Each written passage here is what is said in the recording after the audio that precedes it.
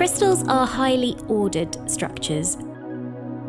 They could be made up of atoms, of ions, which are charged species, or they could be made up of molecules as well. But what's important is that they have a very regular arrangement.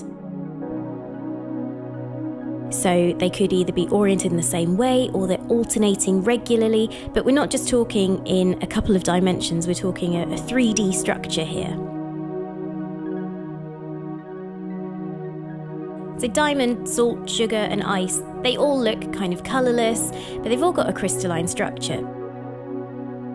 So diamond is made of highly ordered carbon atoms.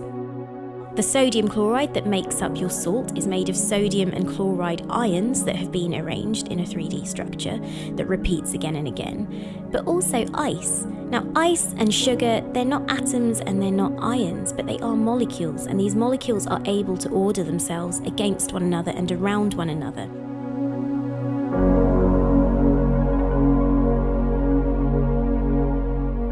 Entropy, as dictated by the second law of thermodynamics, means that things tend to move towards a more disordered state.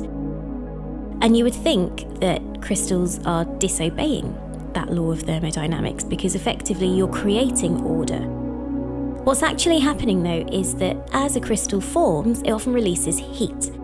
And so that energy isn't just sort of staying within that system, it's being redistributed.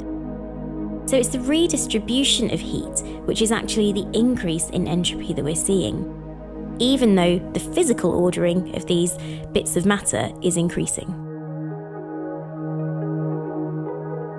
When we think about a thermodynamic problem like this, it's easy to presume that it is a closed system, but actually you can't just think of the problem in isolation from the rest of your lab or your city or the world. You're actually thinking about it as one part of a system the size of the universe.